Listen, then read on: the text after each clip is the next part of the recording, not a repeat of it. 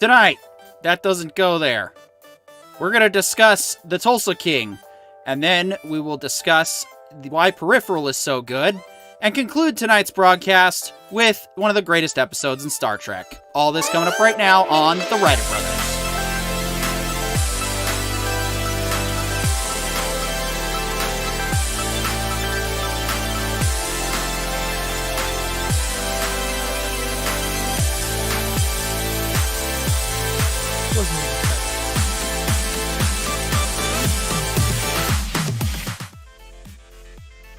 And that looks a little better. I knew I forgot to do something during prep today, but oh well, it happens.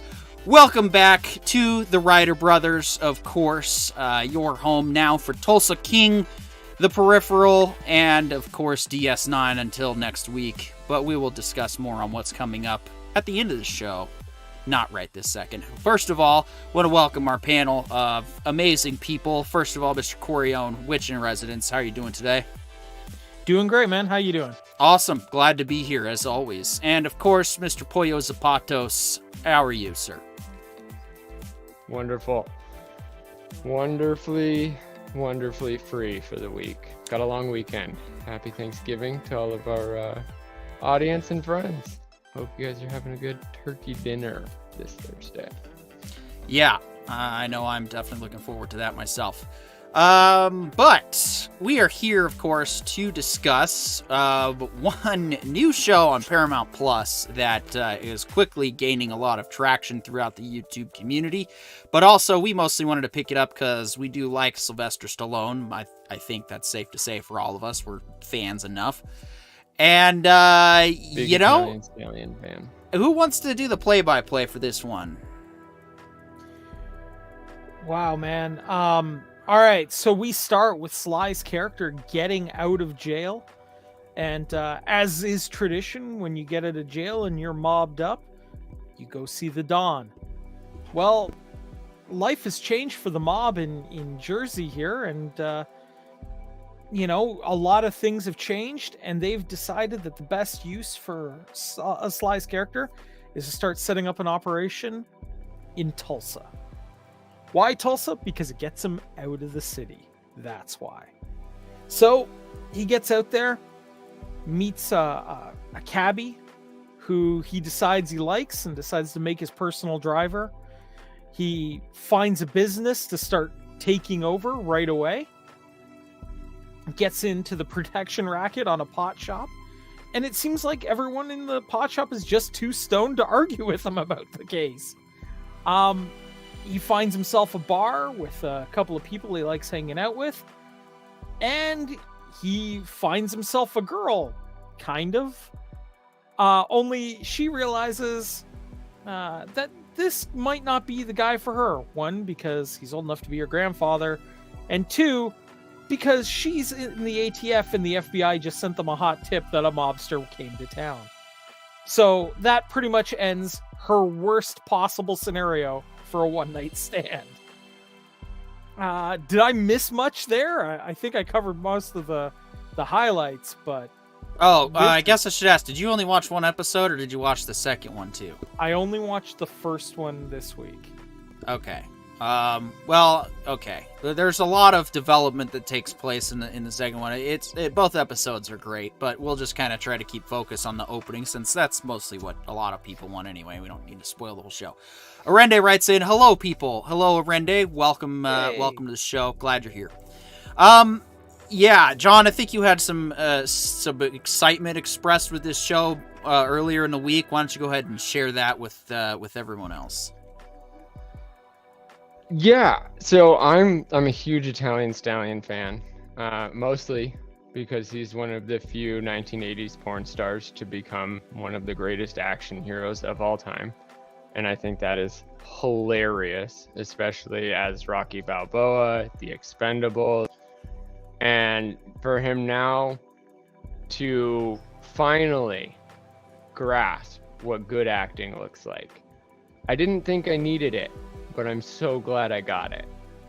Because like I've watched all the Expendables 1, 2, and 3 like 10 times each, and I've watched most of the Rocky movies at least twice each.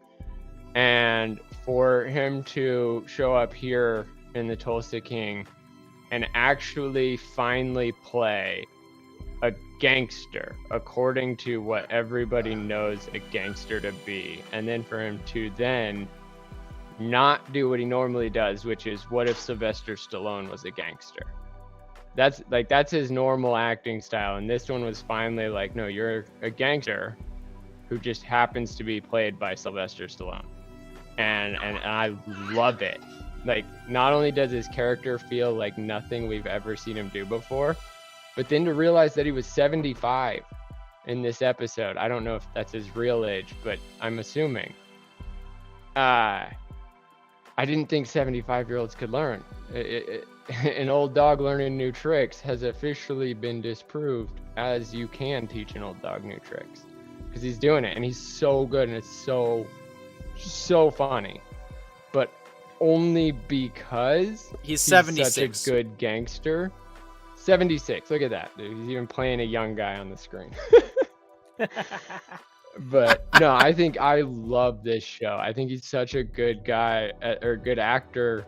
Finally, like I've just always loved Sylvester Stallone is because of his history in Rocky Balboa. Like they said, we'll buy it, but you can't be Rocky. And he said, well, I'm going to go be Rocky and I'm going to do it myself. And he did. And now here he is as the Tulsa King, being exactly who they paid him to be, not Sylvester Stallone. Well, now, John, I do have to correct you a little bit. He's not a gangster. Just ask him. He's an industrialist. What is an industrialist? Nobody knows. But he is one because a gangster has negative connotations. Yeah, an industrialist is like an industrialist is like a sandwich artist. It's a made-up title. There you go. And I could say that because I used to be a sandwich artist. Well, I think it's funny because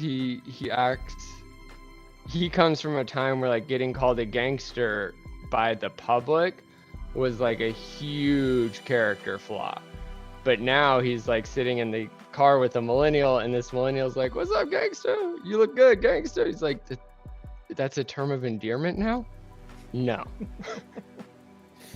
Oh, that's one of the He's best like, first of all, right? I earned that title, and second of all, it's not a term of endearment, but also don't call me that. Oh, we had a couple of good conversations like that. I mean, coming up in the Peripheral discussion, the MFer combo was fantastic. It's like, great. My mom thinks it means my friend, and it's like, well, I mean, technically. So, but we'll get more on that later. Yeah, it definitely. There's a lot of good actors on this show. We got a good lineup so far. There isn't a single person that isn't showing up on screen to give their best, and I think that's fantastic to see from looks like some new up and comers, but also some people that have been around. The guy who owns the pot shop, of course, you might recognize him as Guilfoyle from Silicon Valley, which in my opinion is still my favorite role that actor has done, just because it's so... I was going to say that same thing. I loved his new transition. Guilfoyle's my favorite in that show. All right, Arende writes in, says, Petey was a sandwich artist. I could just picture you asking, or Just picture your wife asking you for one. Nice inversion of the meme. Yeah, that was actually years ago before my wife and I were dating. I worked at a Subway for a couple of weeks, and man, do I not miss that job. But the sandwich shop I wanted to work at didn't hire me, so it is what it is. Yeah, ironically enough, my wife actually works at Taco Bell now, and that was my first job. I was going to say, Petey, somewhere in there's a joke about you getting fired for offering somebody the footlong, but we'll keep that one away. No, I got fired for a number of reasons, all of which I brought on myself. But the one I was actually proud of was promoting the sandwich shop I actually wanted to work at, and it was like, yeah, well, I have my reasons for being obstinate there, and also I was a young, dumb teenager at the time, so I didn't know any better. That's how I ended up in the military. Yeah, I mean, I'm not, like, proud of it, like, oh, it was a great thing I did, bringing down a corporate chain that literally will withstand any amount of promotions of the competition. It was like, that's one of the reasons they listened, and I'm like, yeah, whatever.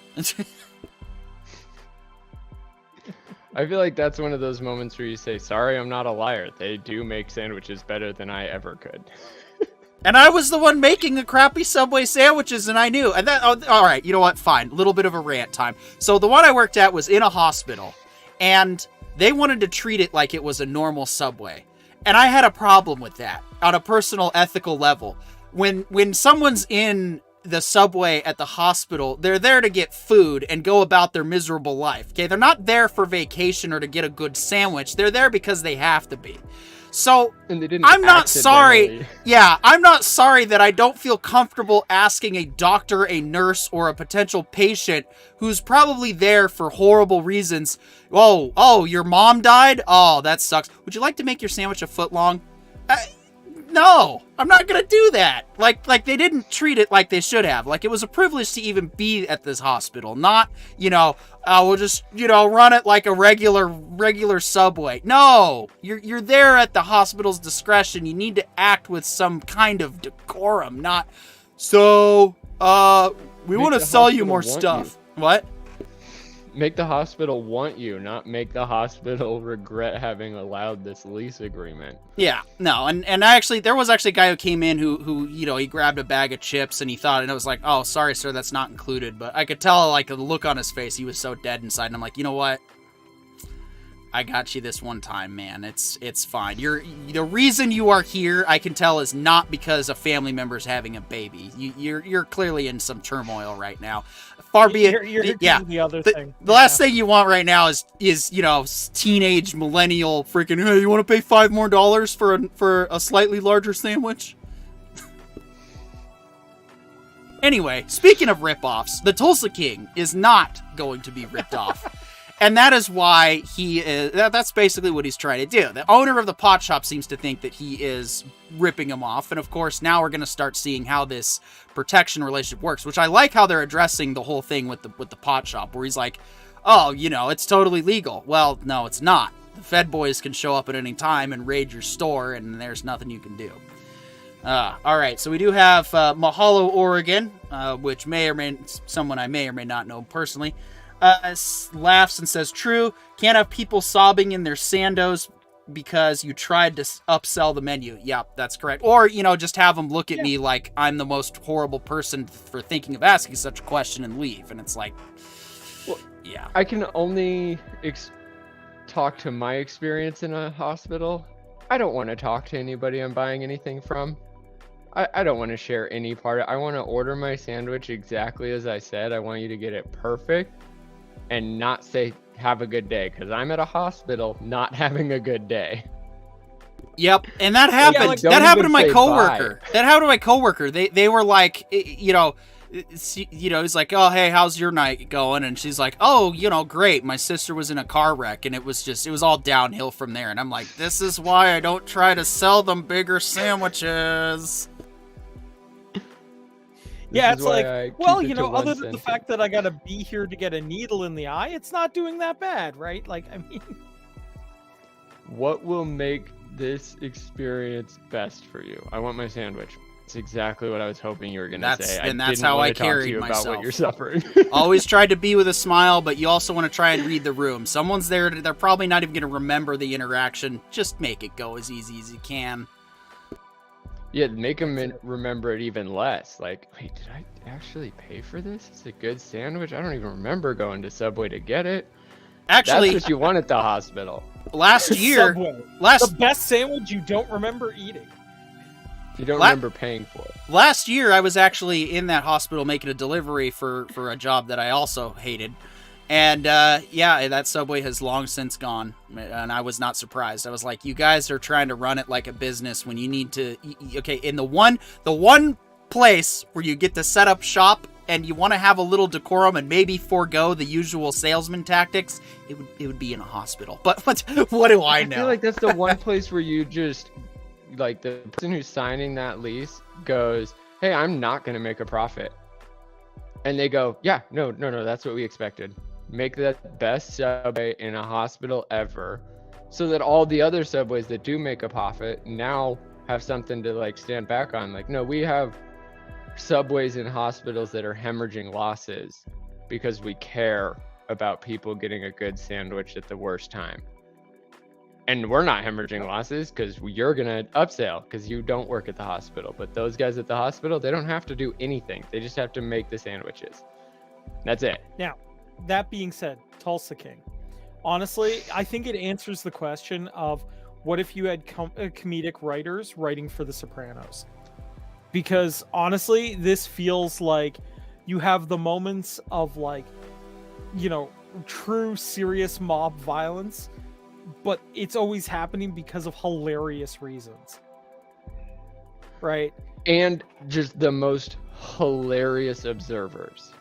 Like, in the first episode, after she, like, or not she, but after Stallone domes the security guard, he's like, he looks over at the other cashier, and he's like, do you need an invitation? She's like, I'm so high right now. Can I just stand here and not move?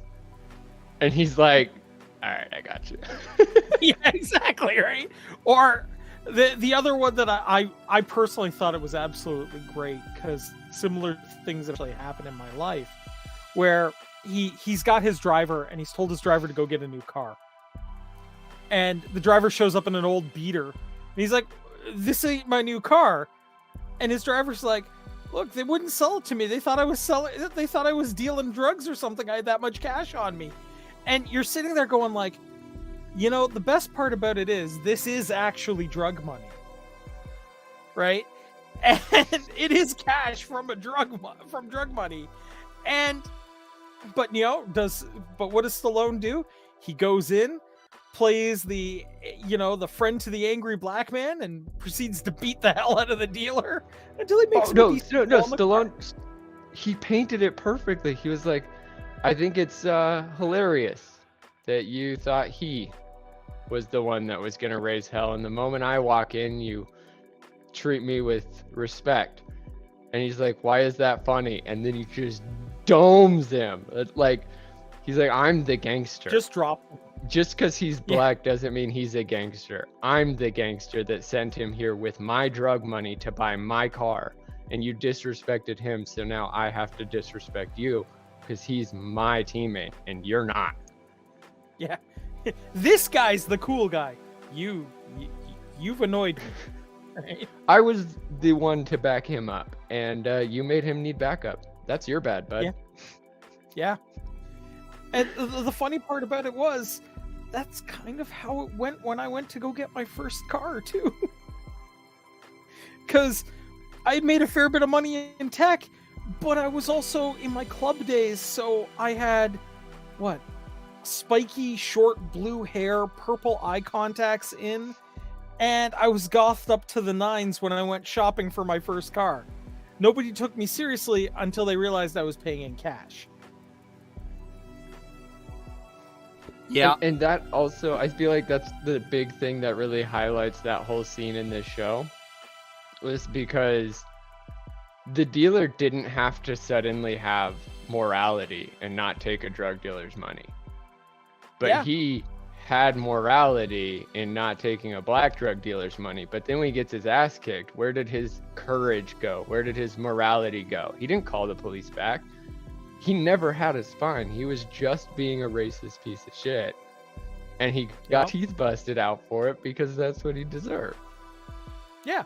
I mean, look, you know, there's a lot of shows out there that are you know, doing this whole, you know, trying to show off modern day problems for, you know, minority groups. This is the first time I've actually really enjoyed that scenario playing out. Agreed. Because this is the way it's supposed to play out. Right. And, you know, like, this is the first time it was actually written really great. Right?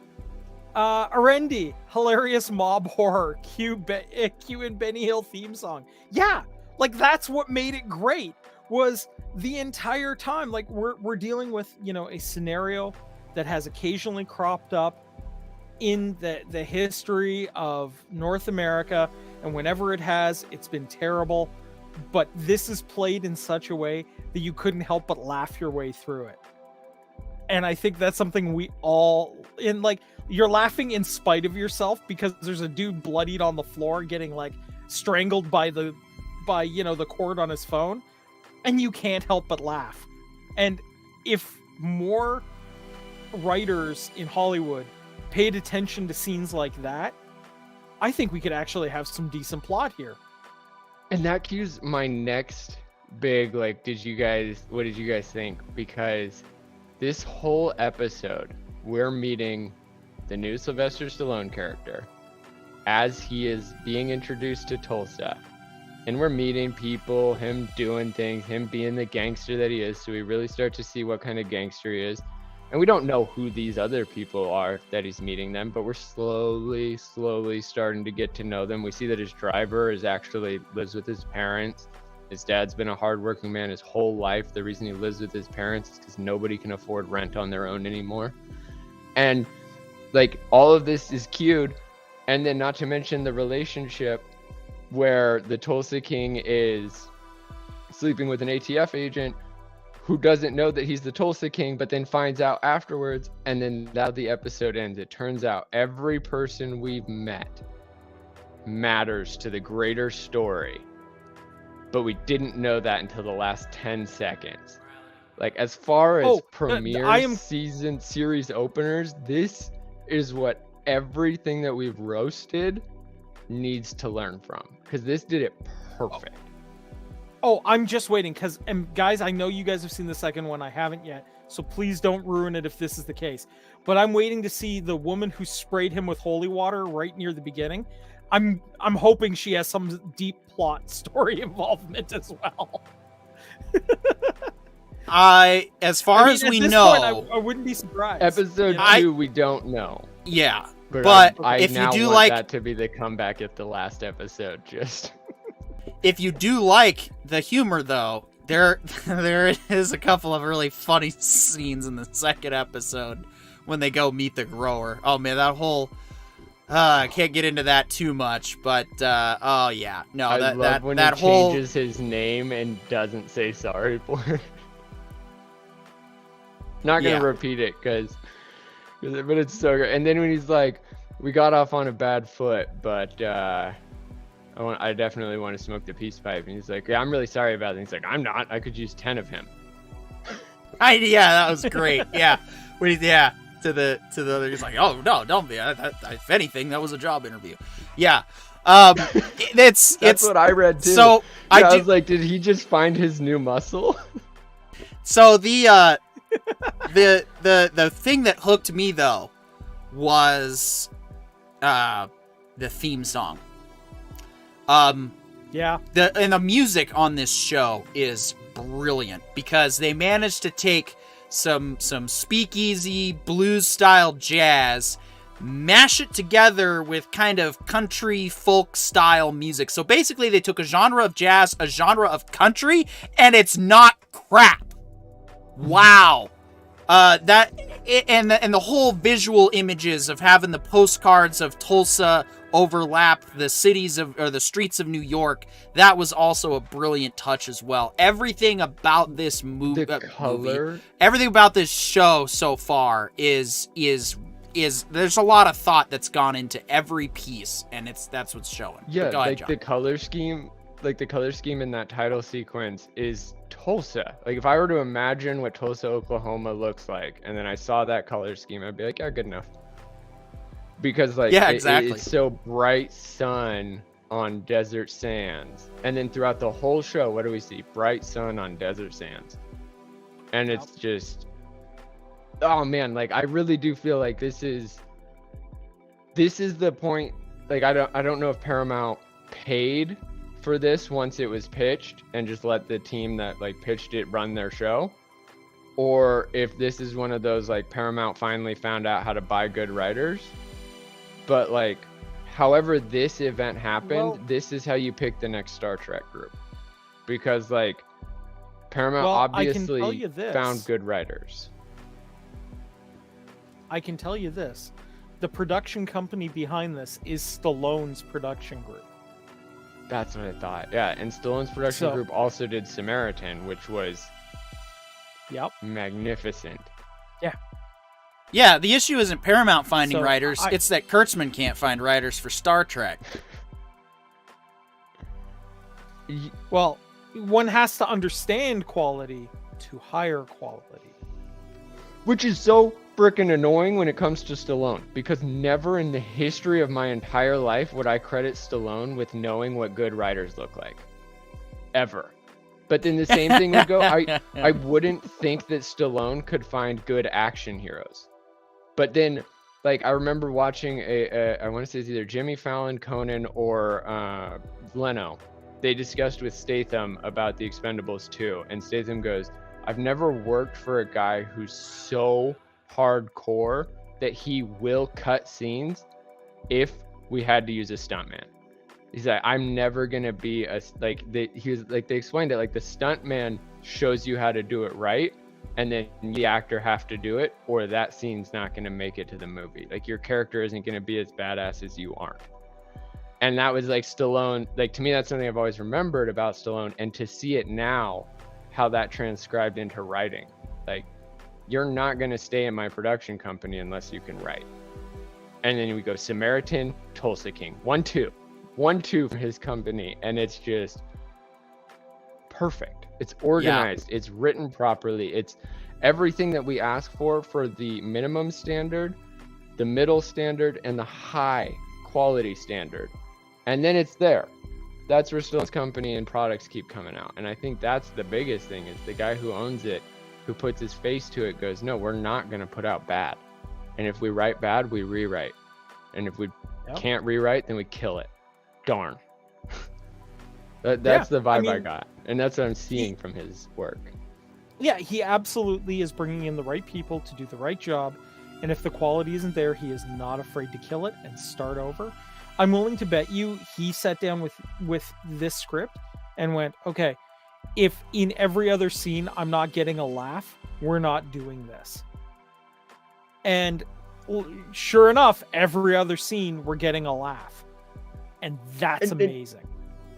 And a laugh within the scene. Not just a random funny. Not just a random like, oh, this might be a good joke to throw in there throughout the whole show and now we have a catchphrase. No, it's like, no, this scene required a specific beat of comedy that is only going to work in this scene. Yeah. And it's got to be that our viewers are laughing with the character at the absurdity, not because of the absurdity. You know, like they're not laughing at us, they're laughing with the main character. Because that's what we're getting here. And the character himself isn't the funny one. No. Like nothing Stallone does is really that. Yeah. I like that because you're not laughing at Stallone's actions. You know that that's not what you're supposed to do. You're not supposed to throw water bottles at security guards. You're with laughing at how absurd that happened. Yeah. And the best is the next scene when he comes back to the pot shop. He brings him a bottle of Tylenol. He's like, here, man. Not a bottle. He bought him an actual gas station amount specific to hand him. Yeah. Like he knew he owed him for that incident, and he also he was trying to show I'm not holding anything against you. I had to hit you to show how important I am, and you took it well. Take some Advil. Yeah. Whereas the other guy who got hit because he needed to get hit is just having a bad time. That's more episode 2, so I won't go all the way into it, but the first person punched by Stallone can't get over it because of his ego, but the security guard who got beamed gets over it within 2 scenes because he doesn't have an ego equal to Stallone's power. No, Yep. Arende. Oh. Yeah, go for it. So I say Arende writes in, an apple a day or bottle keeps anyone away if you throw it hard enough. Correct, Arende. 100%. You just gotta have that Stallone arm. Just beans him. It's so funny because you just watch the guy. Oh man! And I mean, he was out the moment the thing hit him. And the best part too was, Stallone initially walks out and he turns to his driver, he's like, "You got a tire iron?" And the guy's like, "Yeah, I think I got one." And he goes, "Hold on, this'll do." And he just grabs the aluminum water bottle. And the best is the driver's like, soup. "Hey, I was gonna drink that." Yeah. Where's my water bottle? There's blood on it. You don't want it anymore. It was the perfect little vignette of dark hilarity, right? Mm-hmm. Because you're sitting there, you're like, I know what he'd do with a tire iron. I 100% know what would happen there. But this is just perfect, right? The most nonsense item he could have picked up. The only way I think you could have made that even funnier is if he couldn't find the tire iron, but found the jack.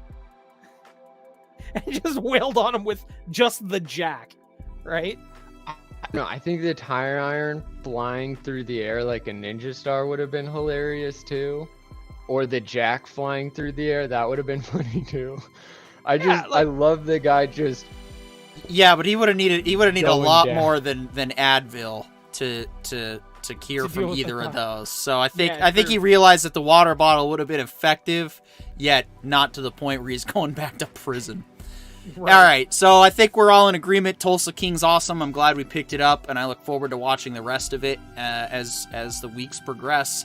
But unfortunately, coming to a close in 2 weeks, I hate to say it, but it needs to be said, is, of course, the best sci-fi on television right now, and that is Amazon's original, The Peripheral.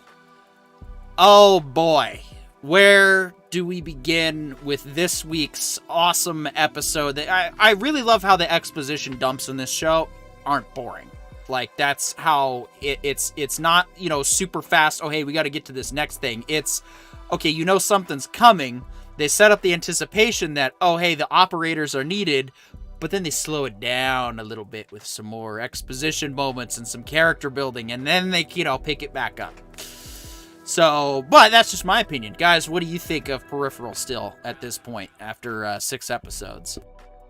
I didn't think they could top the previous episode. I thought having that big fight between Finn and the boss lady was going to be a high point that they weren't going to match. And here they go. They beat it. They whooped it.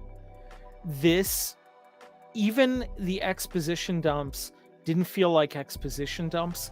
They felt like natural story progression that only afterwards you go, oh, wait a minute, they filled in a whole bunch of stuff here, and here. And it just worked. It just worked so perfectly. We've realized now that the sheriff is in the pocket of the guy who runs the town.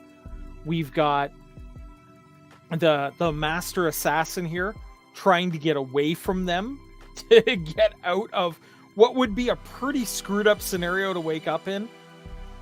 I just imagine that scenario playing out, and I wouldn't talk either, not because I didn't have something to say, but because I'd be so dumbfounded by the scenario, I wouldn't know what exactly to say. And we've got that. We're starting to see now how members of the militia team, I want to call them, interact and deal with each other and deal with problems that they all have, and that they can share the emotional load of trauma across team members to try to help other members deal with it. Or entirely give it away. Yeah. And that's, look, having somebody in my family that has really severe PTSD because of experiences that occurred, I honestly feel like that would be such a gift to somebody who's experiencing that. And I totally buy and understand why our character didn't necessarily want to do that to somebody else, because they know how traumatic it is. They know how painful it is. And yet his brothers in arms are sitting there going, no, it's okay. I can take this for you for now. I can help you carry that pack. And that's what I've always really admired about guys who serve. They'll do that for each other. And if they had the ability to do this for each other now, they absolutely would.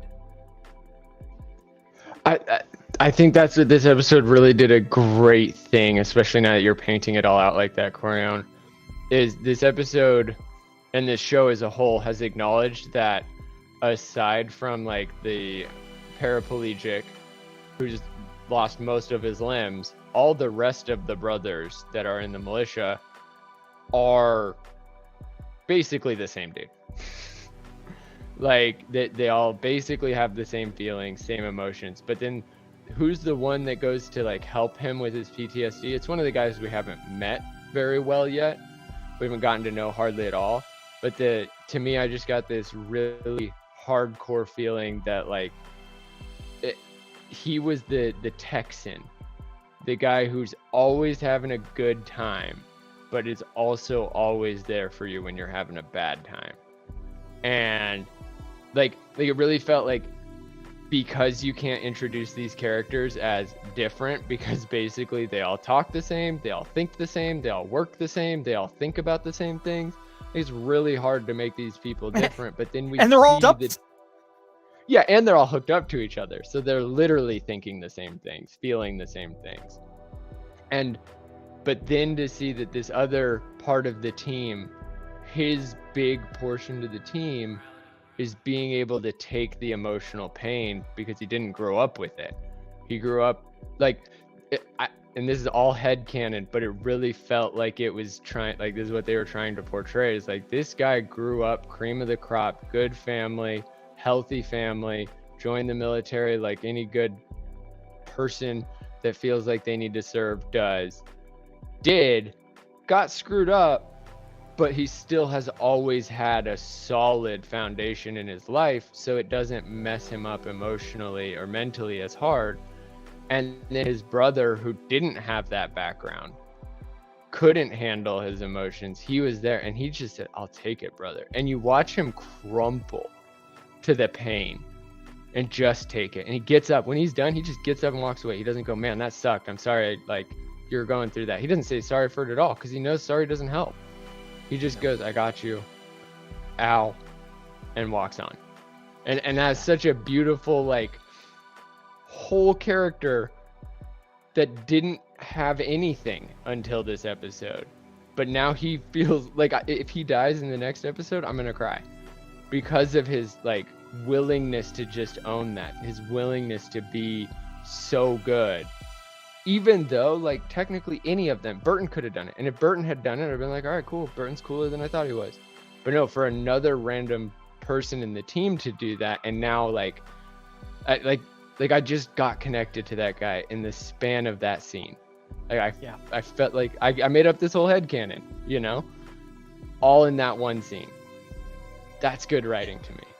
And I don't know how much experience you guys have had with guys who have had pretty severe bouts of PTSD, but the pieces that always sit with me are the after effects, when another member of a team will come over and sit down and just sit beside them and go, okay, so where were you? And just try to have him talk it out to try to take some of that for him. And that's what I was seeing there. I don't know who on the writing staff served, but you really get the impression that somebody did, because it's really only More than people one. who have served. Yeah, and it's really somebody who's served who would know how to write that scene that way. Well, And it is based off of a book, and I don't know anything about the author personally, and that's probably something we should look up and look into, since we probably are going to do a Right. book. Well, I don't William Gibson. I'm not Yeah. spoiling myself. Gibson didn't serve. know. Okay. I know William Gibson's writing very, very well. And I know I've watched multiple interviews with him. Yeah, I was just thinking, John asked me for an excuse to get rid of you, and I'm sorry, John, it's just not happening. I know you want to bring your buddies in. No, I'm just kidding. We have room on this panel. Send us an email, thewriterbrothers@gmail.com. Okay, yeah, no, that's why we keep you here, Corion, because that's good to know. So you have more knowledge of his writing style and his background, and so, okay, he didn't serve. So then, all right, I stand corrected. Please continue. Yeah, well, I was just going to say, actually, for those who are ever interested, there was a little nothing show in like a one-channel Ontario broadcasting company in the late 80s. They ran this show called Prisoners of Gravity. If you ever get the chance, grab as many episodes as you can find, because it tried to present itself as, imagine if someone was doing a book talk show, but for comic books and genre. And that has some fantastic interviews with Gibson, with Gaiman, with Kim Stanley Robertson. All the giants of the Silver Age of sci-fi writing have done interviews with this show. So it's really worth checking out if you get the opportunity. That's phenomenal to check out, and useful for any writers out there needing inspiration from actual writers.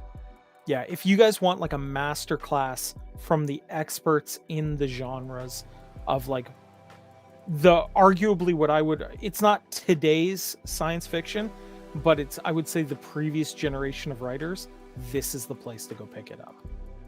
I mean, the title sounds like it was written by an emo millennial, but, it's technically true. Well, Prisoners of Gravity was... We're all prisoners of gravity, man. It all sucks here on planet Earth, man. Sorry, that's just how it comes off No, of me.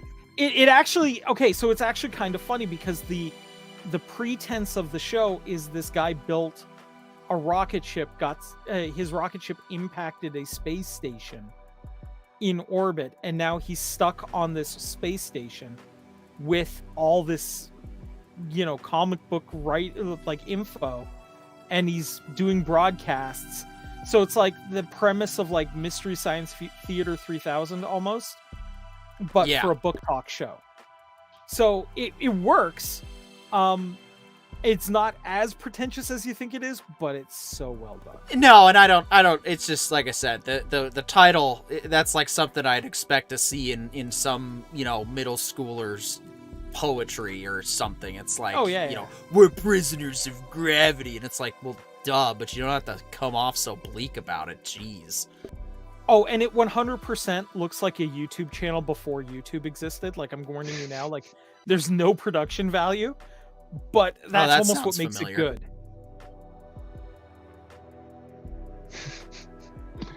They stole my idea retroactively. Yeah. No, but it's worth checking out. So, yeah, and that's how I know so much about William Gibson. But getting back to this show, not only that, but we got a new character as well. We got an inspector from the Metro Police. And she's an interesting one, isn't she? Yeah, she, I did not, that's the one thing I hated about this episode. I was waiting, because she just felt like this straight up, like, Sherlock Holmes type character. And the moment we get to see her use her Sherlockness, credits. I was like, no, no. I was waiting. I wanted, because like we'd never met her before, and then she just starts killing the scene. Like everything about her is a good character, good acting, and then it just done. Like that's the cliffhanger that I will never call a bad thing, but will definitely declare the worst part of watching a show. I hate that. When they're that good, you're like, no, that's a perfectly written cliffhanger. Still hate that I'm hanging off a cliff.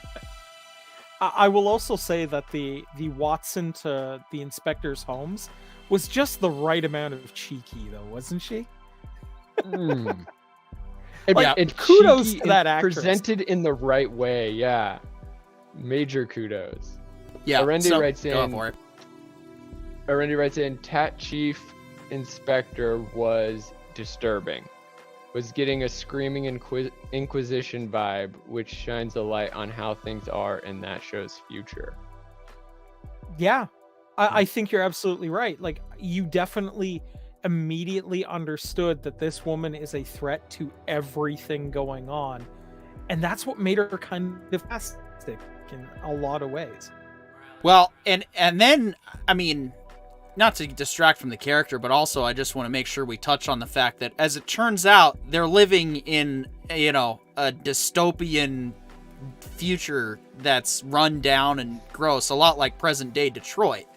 And yet it's all covered up with images of fake stuff that's not even there. There's no real people, and then it's all like, wow. I mean, it's so much more bleak than it already looks, and that was quite a revelation there.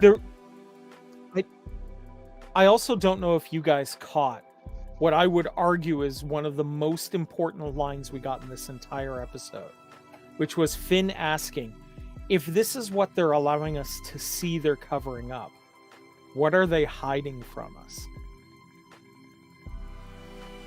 And isn't that like the perfect summation of like the thought we're supposed to walk away from this series?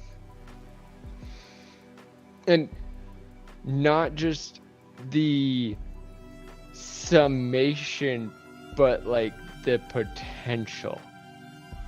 Like, because of the way they're setting, like, this is the third to last episode, and we're just now asking that question. Because like everything we've seen so far, we're just like, how did this happen? And then it turns out it didn't. Most of it's all just AR. And then you're like, wow, that's kind of cheap. And then you're like, wait a minute. No, AR, artificial reality.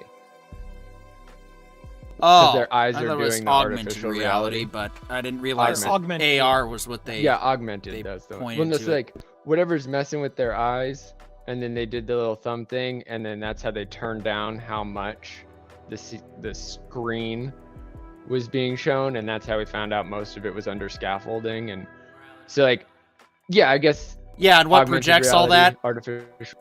Well, that's the eye thing. Is like they're like, I really got Altered Carbon in that first scene when he puts when she puts the thing in his head and it turns off all the ads.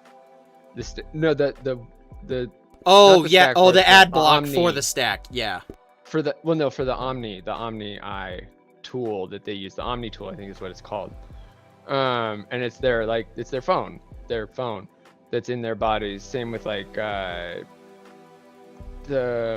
what's the one with Blade Runner where they have some form of augmented reality. So, like, a lot of it's people just skip over glasses nowadays. They're just straight to, we're gonna mess with your eyeball, as if humans are gonna be like, yeah, dude, just screw up my vision permanently, or don't. Or well, maybe. I mean, I think in the case of Altered Carbon, that's all actually manipulated through the stack, though. So that makes sense. But you're definitely not wrong. They do. There seems to be a pattern in current sci-fi where it's like, oh yeah, we're just gonna shove crap in your eyeballs. Don't worry about it. It'll be fine. Like, no, I think I'm good. I saw that Futurama episode. I'm not doing that. I saw the surgery in the first episode of Peripheral. I'm good. I'm not doing that either. I'll wear glasses forever. I don't care Well, what they tell me the process is. I wear assuming it's that. sunglasses at night for a YouTube show. I'm really not above looking like a dork for the rest of my life. I mean, come on. Well, I'm about to squeak all of y'all out, but because of some stuff that happened to me, I actually had some damage inside my eyes. And the only way to fix it was every couple of weeks I had to go down to a hospital to get an injection directly into my eye to fix it. Now, How fun many fact times did for you the go to record. Subway? Didn't. They had a Hey, fidelity. you know, that's still probably less painful than having to watch Star Trek Discovery, though. It was absolutely less painful than watching Discovery. And I got to wear a cool eye patch and look like White Nick Fury. But anyway, This is What- starting to sound better and better. I don't know why I'm not getting my eye injected on a daily basis. right. But for the record, though, I just want to put this out there. The doctor I had a very ashen gray complexion. And because of the glasses he wore, he had very, very big eyes. In order to do the injections, they actually have to strap you down to the chair, and they got a bright light down on you. So if I ever complain about alien abduction dreams, you know exactly where they come from. That's hilarious. Yeah, Bad you know, memories. I always, growing up, I was like, I don't understand why the dentist is so scary. And then I went to the dentist and found out, oh, this looks like they try to make it look as horrible as possible. And then they put some, you know, lovely music in the background. Or my favorite was being handed a remote to a crappy tube TV that was in the corner over there. But of course, I'm, you know, leaned back over here. And they're like, oh, hey, you want to watch some cartoons? And I'm like, yeah, I do. But I can't, or sorry, oh, well, I can't. Because, you know, Well, the TV is positioned in the worst possible spot for that. I think for me and the dentist, our mom actually helped me out the best. She planned all of those for the first hour of the school morning. And I've never slept as good as I've slept in a dentist chair. Like, I pass out almost immediately. I've actually been like talked to by like, I think it was the braces people, because you'd go in there for like 15 minutes at a time, and I would fall asleep while waiting for the doctor to come in. They're like, hey, we can't have you falling asleep because like we can't get your mouth open. But like, no, I've never seen them as scary. I was just too tired to be scared. Yeah, so Rende has a really good one here.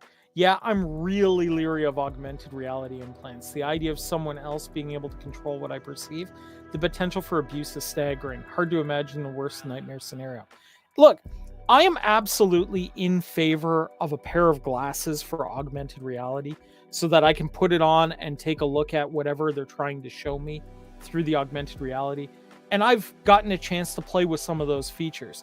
They're really cool. You look over at, say, the toy store, and it gives you a rundown of the inventory in the toy store, so you know whether you're going in to pick up something or not. You go over, you look at a restaurant, and it shows you how busy the restaurant is. You can decide whether you want to go get a table or whatnot, book it ahead of time. These are great ideas. There is an absolute logical use for this hardware. But I agree with Arende, the problem is when you don't have the opportunity to shut it off. Yeah, and I've had my fair share of discussions with people. Arende writes in, glasses, sure. Implants, that makes things so real as to be indistinguishable. No. I'm with you there, man, because I've had these arguments before who are like, oh, you know, you don't want a chip injected into you because you're afraid they're going to track you? Oh, what's your cell phone? My cell phone, just like these glasses, comes off. I set it down. I can go about my business. Right now, this very second, if I wanted to, I could leave my phone behind and piss off into the mountains. They're not going to be able to track me out there because I'd have left my phone behind. So, Well, yeah. and because you learned from James Reese, how easy to decide from the cops in the mountains. Right, yeah. The Ryder Brothers teaching This you guy- how to disappear. That's right. I'm going to have that on my phone. Ah, shit. So I can't watch it while I'm trying to escape. Then they're going to find me with the phone. So And I'm on screwed. Road Council, what happens when you do disappear in the woods? Oh, we don't If you'll tell you what recall that happens when you episode. disappear. Just all the possibilities. Oh, Yeah, are there we you go. going to have some survivalist training with Cameron instead on Saturday? Because that would just be awesome. No. on Saturday, we are going to be talking about the mystical shenanigans going on in Hollywood. Everything from the rumored horrible stories about Lady Gaga to some of the really crazy shadow war stuff going on. Even today in the mystical community in Hollywood, it's going to be a show you are not going to want to miss. Yeah. Arende writes in. Go for it, John. Anyone who knows what hyperphantasia is would understand, and so everyone is going to learn what hyperphantasia is the condition of having extremely vivid mental imagery. It is the opposite condition to aphantasia, where mental visual imagery is not present. The experience of hyperphantasia is more common than aphantasia and has been described as vivid as real seeing. Yeah. So basically augmented reality, but because your brain's funny. Yeah. And for the record, there are people like myself that can actually force it to happen while you're going through stuff. So I can walk down a street, but perceive the street as walking through a forest when I choose to. So it's not. Is it possible to learn this power? It's a skill. Yes, absolutely. It's totally. Now try that again. Let's try that again. Is it possible to learn this power? Not for a Jedi. Oh well. Anyway, yeah, no. So they've got lots of augmented reality in the future because the future is bleak and horrible like the present, and yeah. But I feel like this show does such a great, like, I think that's where Altered Carbon really goofed it. Is Altered Carbon makes it seem more like, yeah, this is just the new iPhone, whereas this goes, yeah, we all remember the Jackboxes. We all know what the dystopia is. We need a distraction so we can focus on making it as better as we can, but we know we can't because there's so much infrastructure and like 20 of us. Like that was the big reveal to me when they turned off the other people. I was like, okay, now it explains why they don't have a problem with crime in a normal sense. Now it explains why all of these people aren't freaking out when they break the algorithm. And now it explains like why there would have so much vested in Stubbs.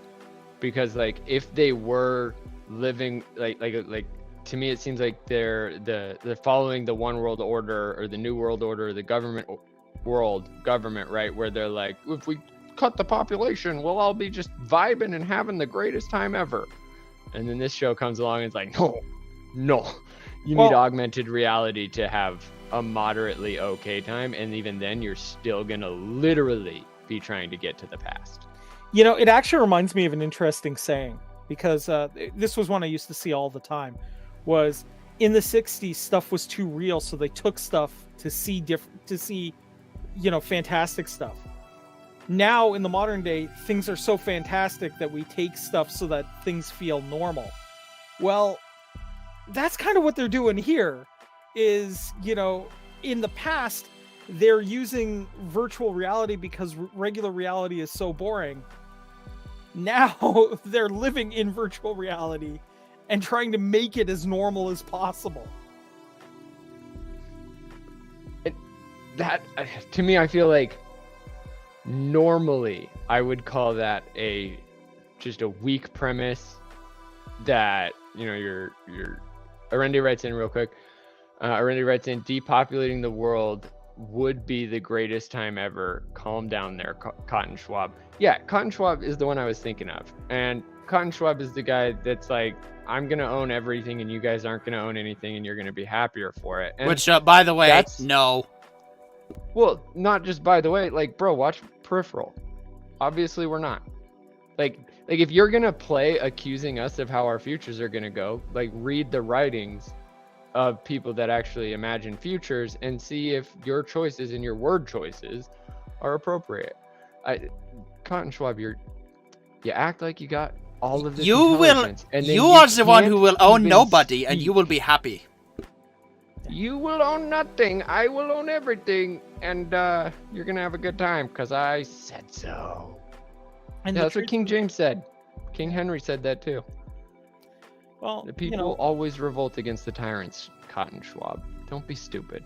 Yeah, and here's what I'm going to say. I mean, look, the truth of the matter is, as much as some people may think we need and want less people, and to a certain extent, I mean, we should try to limit ourselves to the carrying capacity of the planet. But the truth of the matter is, without people around, humans don't do well. We need random dudes to hang out with. We need to feel like part of a larger community. And when we don't have that, as a rule, humans don't do great. And we need communities to compare our community against. Yeah. We need mile markers, objectives to hit. Like, one of the things I think has been lost for America is, like, we're constantly like, we don't want to be run by tyrants, but none of us in the last 240 years remember what that's like exactly. But then if you go over, I mean, if you go work for Amazon, you Afghanistan might or get an Qatar, idea. and yeah, exactly. Like, Jeff Bezos is the perfect example. He grew up in America, learning about the fallacies of tyranny, and then became one of the world's largest tyrants, and still acts like he's a good person. Like, I recently saw that he's supposedly pledging a few $100 billion to charities, and it's like, bro, why don't you just, pay your employees a living wage? That's more charitable than any charity could ever be. And Don't pay them a living wage. Make Amazon the most attractive place to work. Start at $30 an hour. Have lines, and this is the biggest problem. And I mean, I guess we're going to derail a little bit and talk about the economy. No, it's not derailing. We're talking about a show that's in the future. Amazon paid for this project. You're right. This is the future Bezos is writing right now. That's right. Cotton Schwab and Bezos probably hang out at the same sex parties where they pretend like normal people. Yeah, no, it's this is really any business watching. This is basically if businesses are struggling to find people in the United States. I don't know how it is in Canada, but in the United States, our economy is we're in a huge turning point state of flux where the slave class is tired of being the slave class. And so 1% unemployment, and the companies can't seem to find employees. Yeah, that's because you got two options. One, you either pay enough to put up with your BS, or two, you make that place of work way better than being at home. Those are your options to start with. And so it's like at Amazon, you're right. They could very easily start at $30 an hour, and then you're going to have applicants all the way lined up, wrapped around the fulfillment center to get in there. And then... and you're going to have the precision of the North Pole from the Santa Claus trilogy. Because the more people are paid, the more they want to pay back the people paying them. So they're going to And they're going to buy your garbage because you own everything. Buy 10 times more products because they have the money to afford 10 times more products. I might be able to help you out here. Because... No, Canada's constitution is not the answer. No, not that. I actually have a historical point to bring this back to. During the Black Plague in Europe, just after it, was the time that there was the most mobility between classes of any other point in history. Because things had so radically shifted that they didn't have a choice but to give the lower class more access to more and more opportunity because they didn't have another option.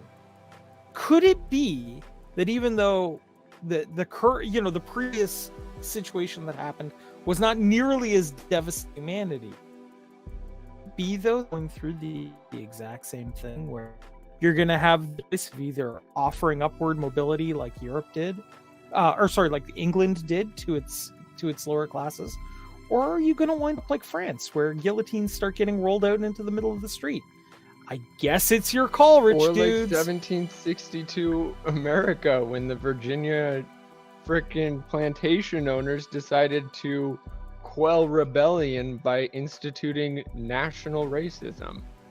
Like, Bacon's Rebellion was a worker revolt. First and foremost, the workers that were indentured servants, and indentured servitude was a as close to slavery as you could get back in those times. And then the Virginia plantation owners' response was, no, we're just going to create an entire class of people that are subhuman. And why? Because we don't want to deal with the poor. We don't want to pay the poor more. And that's where racism comes from.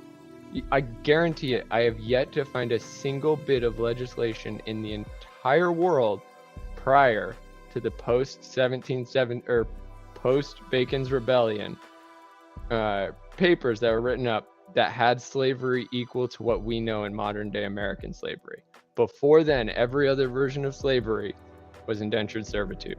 It wasn't until Virginia tobacco farmers decided to really define black people legally as subhuman that we saw the slavery that we know here in America as well as it was. The slave trade never would have ended if Virginia tobacco farmers had never been that aggressive in their response to worker rebellion. So, kind of win, ended slavery, but also created modern day slavery, which then had to end and end slavery in perpetuity. But that's all because the rich thought that they were so smart they could just pit the poor against the poor. They were right. Didn't work out for the nation. Hasn't worked out for the world. But they're still doing it anyway. For Virginia tobacco farmers. Well, and they're still doing it today in the modern age. I mean, the U.S. dollar is essentially the modern slave chain. But anyway, this is a discussion for the Rogue Council. I actually want to throw this last little bit in there. Those who don't learn from history are bound to repeat it. Jeffy B. and Cotton Schwab, you idiots. You think you read history. You think you're listening and paying attention, except you're doing the exact same thing the Virginia tobacco farmers did. You're doing the exact same thing the Idaho mining companies did. You're doing the exact same thing that led to the monopolization of the railroad industry and the collapse of the railroad industry, which is still having worker issues 150 years later because you're so stupid that you won't listen to history. Don't think you're smart. Just because you have $1 billion, you're an idiot.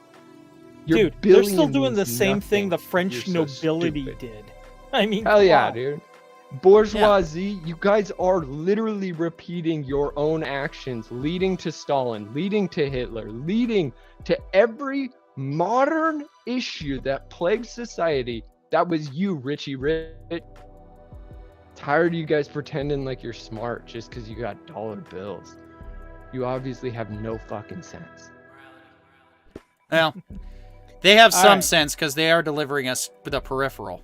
So that's some money well spent. I wouldn't say that I wouldn't underestimate the enemy, though, and call them outright idiots. Not because, I'm scared, but mainly because I recognize that they're not that stupid. Ignorance is the most malicious force in history.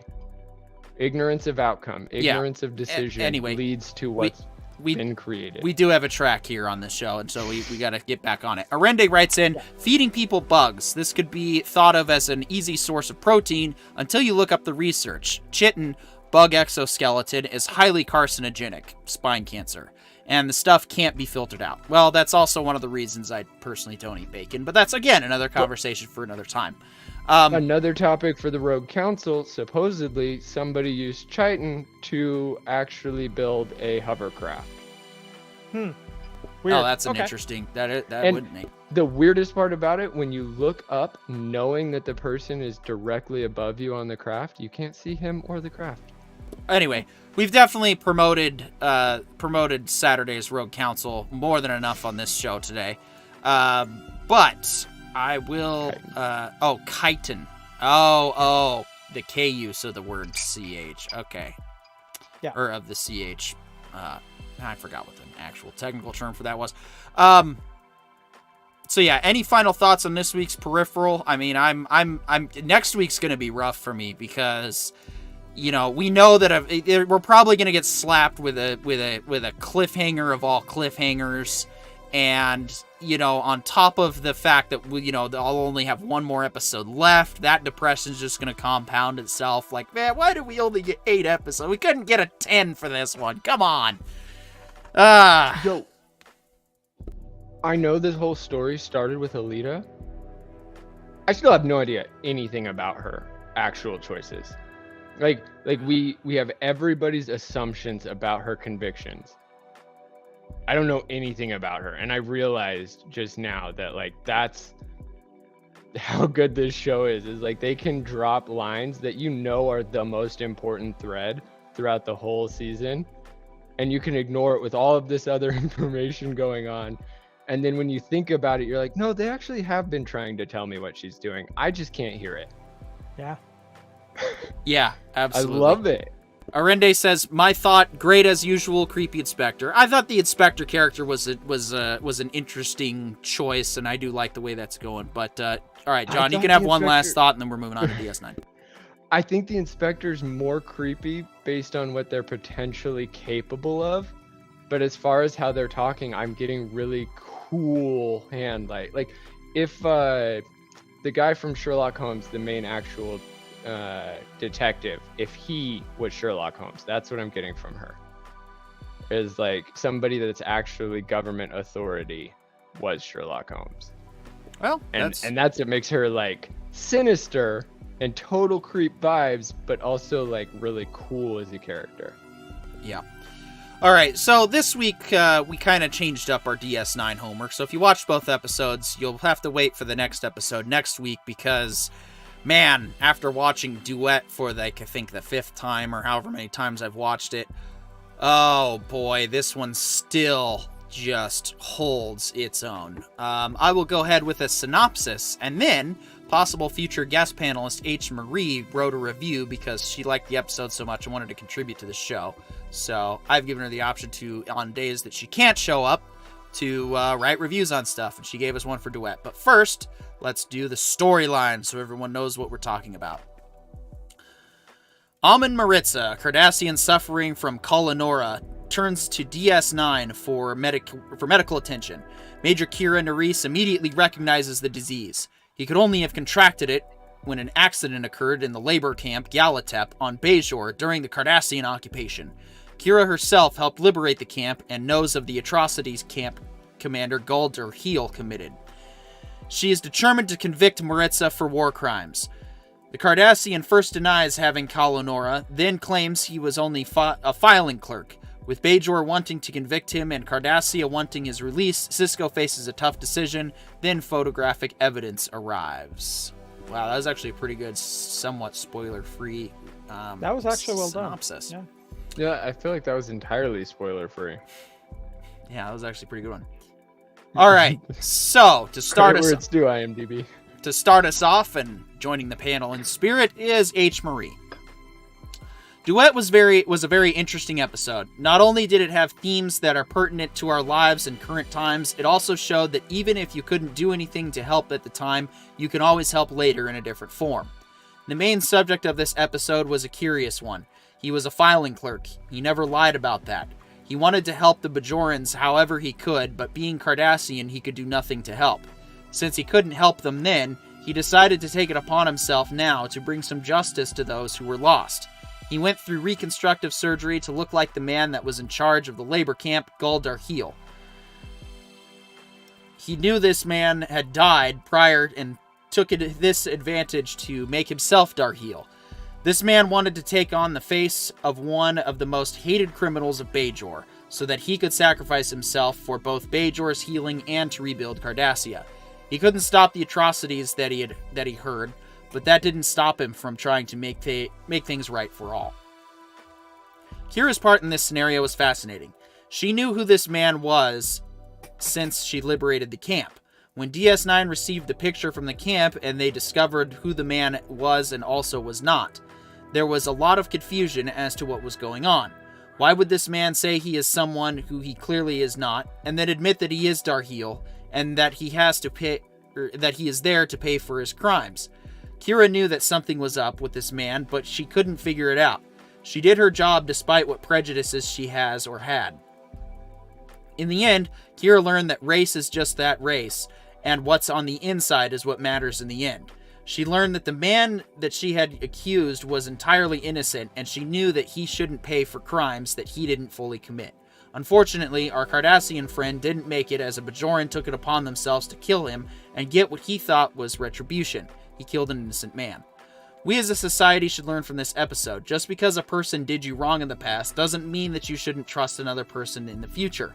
The person who wronged you may have done it for reasons you may not know, but had good intentions behind their actions. We do not have to take on the mistakes of others to make up for our own failures. We must learn from the mistakes of others to better the future for all.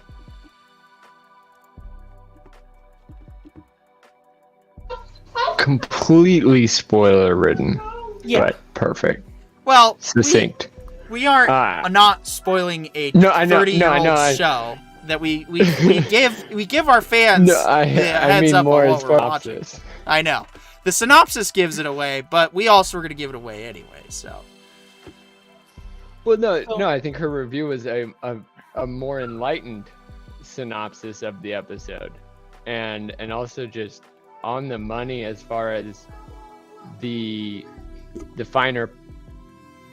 Yeah, so to me, this is Deep Space Nine showing what Deep Space Nine can really be in terms of the writing, in terms of the acting, everything. This is what, if you slept through most of the first season, this is when you stopped and woke up. Because they took the abstract concept of the occupation of Bajor and suddenly made it real and suddenly made it visceral. And we wound up feeling like we were watching something akin to either the interviews before the Nuremberg trials to the interview in Silence of the Lambs. It was somewhere in between there, and both metaphors work for this situation because, Maritza or Darheal or whoever you want to believe him to be really makes you think he is the monster that we believe him to be. He takes the interview and turns it around on Kira, and almost as if he's putting her on trial for existing, while she is trying to figure out exactly how many things he's guilty of. And his response pretty much goes, no, I'm guilty of all of it. Not just what you think, but more. Give me more.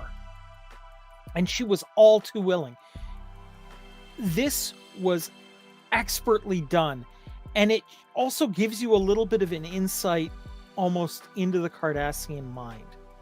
Because we're starting to realize that the Cardassians are a level of game player beyond the normal mustache twirling villainy here. They plan this stuff out. Even when they're trying to potentially do the right thing, there are wheels within wheels spinning here. And every, plan is a plot within a plot within a plot within a trap. And that's what we get to see on display beautifully. We have characterization of Bajor and Bajorans and what they're going through, and them trying to put their world together after it has been shattered by an occupation, to character building for the Cardassian people, showing how unbelievably tactically intelligent they are, and yet at the same time still very much people, right? And that's one of the things I think that this episode does well as it shows the Cardassians as monsters, but as people as well.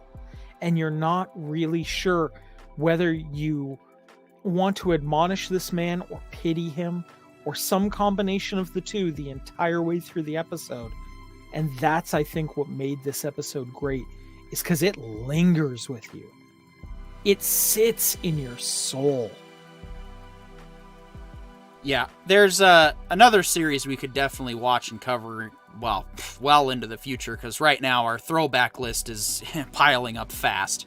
But there's a scene in Band of Brothers that really stuck out to me the most, and I think this episode can really be supported by it, because This episode, unfortunately, in recent years has come under some criticism from, we'll just say, lesser educated folks for Nazi sympathization, which isn't really the case here, and I'll explain why. What people need to understand is, while for whatever reason history wants to try to paint the Third Reich as something that was the most evilest evil that ever existed, even though it was really the Rising Sun Empire that was all those horrible things, the truth of the matter is they were just, a lot of those people. For more info, check out Time Suck. Yeah. There's a lot of misunderstanding of how the chain of command works, of how the need to know works. And the scene in Band of Brothers really sticks out where the guy asked, "I'd like to address my men," and he's basically praising them for having fought a good war and y'all did it for your country. And that's when you start to realize that this is the real brutality of warfare, is that both sides think they're the good guys. And especially when it came to Germany at the time, those soldiers had no clue what was going on with the camps. They were not informed of things. They were given, they were told that the U.S., this evil country, is coming to destroy the Germans' right to ascension. And you also got to understand the things that led up to World War II Germany were things like the Treaty of Versailles that mistreated them. And so it's easy for people to get all patriotic and stuff for that. And so that's what happens. Well, that's kind of what we see on display with Maritza, is he's a filing clerk. He's not even the bad guy, but he ended up over time having to live with that atrocity. He started to feel like he was actually the bad guy. And some might argue just because he's Cardassian, he is. Well, the truth of the matter is, no, he's not. He's just messed up in the head, and he has no idea how to deal with or cope with what happened, and so he takes it upon himself to fall on that sword in front of everybody on Bajor. And so that's really what this episode is. It's showing the other guys who were not in a position to do anything, and really showing that, no, Maritza was messed up by the occupation as well. He was messed up by the fact that he was powerless to do anything to stop anyone's anyone's in the atrocity. And unfortunately, that's the reality for a lot of the Germans that were in those positions. Was there was nothing they could realistically do, because they were under the impression that, oh, if I do anything to stop this, I'm just gonna get killed.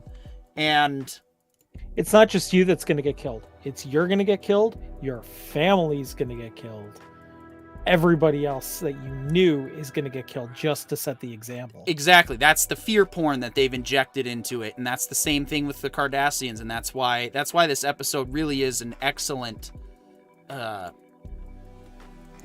it's an excellent allegory all around, because of the examples you gave, Corion, and it really it paints the picture of, it's just, well, Samaritan says it best. If it was just good guys and bad guys, everyone would know what to do, and we'd all know what's right and what's wrong. But the truth of the matter is, the capacity for good and evil resides in every single one of us individually. And that's what we really see on display here, is he's trying to atone for the evil that Gul Darheel committed to try to better things. And yet, and so his intentions are pure, but it just doesn't quite stick the landing. So... yeah, I mean, to those people that basically say that are going to go on and say that, you know, everybody who fought for the Axis powers in World War II is inherently the most evil person alive, I would make this counter argument.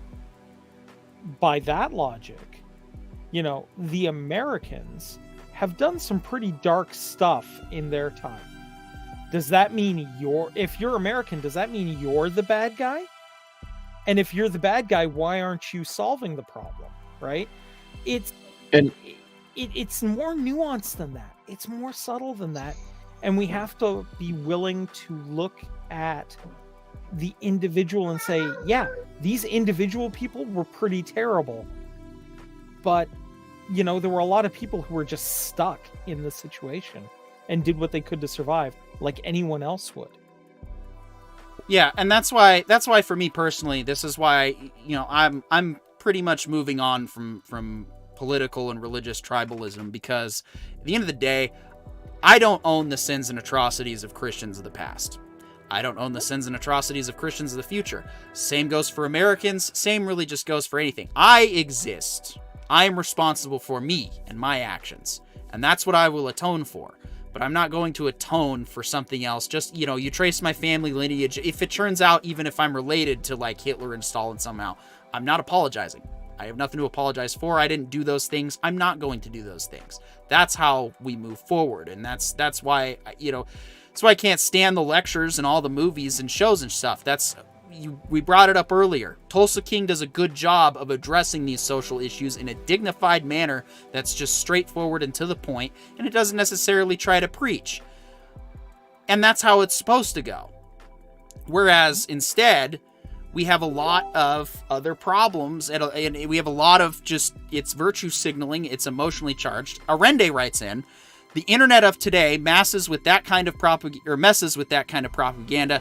I get the impression that it makes some people unhappy. There we go. Yeah. That's part of it. Arende also writes in, heck, there's a story of a BF-109 escorting a crippled B-17 out of Germany. Not all Germans were evil in World War II. It was heavily concentrated in the upper echelons. That's how it goes in any kind of war situation. And even then, it's like ridiculously nuanced even in the upper echelons. You take a look at Rommel. Rommel is like the textbook example. Literally, he found himself driving on the wrong side of the battle lines, wound up in an Allied hospital, walked in, realized they were low on supplies, got directions as to which way to go, left, and then sent back trucks of German medical supplies to an Allied medical hospital because, simply put, it was the right thing to do. Right? And this all ties back to my original rant about not paying attention to history.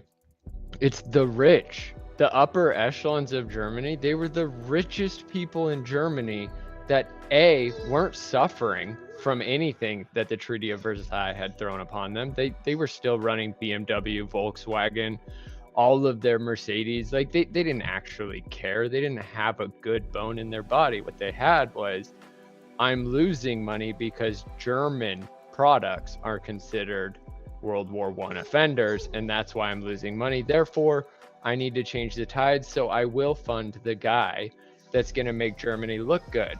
Oh, he made Germany look so good, they look entirely tyrannical and evil. I'll just remove planes from my manufacturing process and still sell Mercedes for the next 100 years. Yeah. Like, the rich are not good. Well, hold on now. No, hold on. No. We literally just had an episode about prejudice, and now you're airing a bunch of nonsense prejudice. We need to be clear.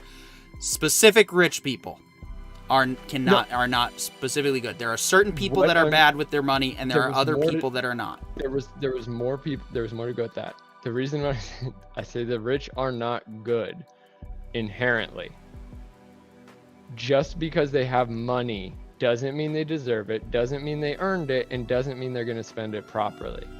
And that's, if anything, that's what this show is like. This episode is really teaching us, because it wasn't Galdarhiel who decided to own his failures.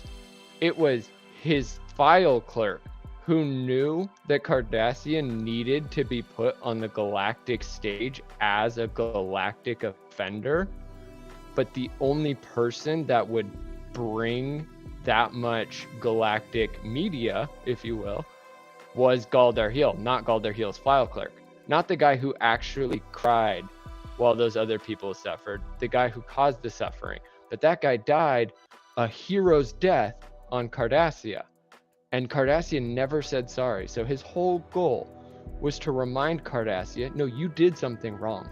You know you did. You're lying to the entire galaxy, and you're pretending like you can cover it up and maintain trade negotiations with the Federation like nothing ever happened. And you need to suffer for that. And that, I think, is what the same thing goes to today. It wasn't just Hitler who led Germany. It wasn't the Emperor of the Rising Sun who led the Empire of the Rising Sun. It was the rich. It was the aristocracy who wanted to maintain their money. They wanted to maintain their earnings, maintain their production.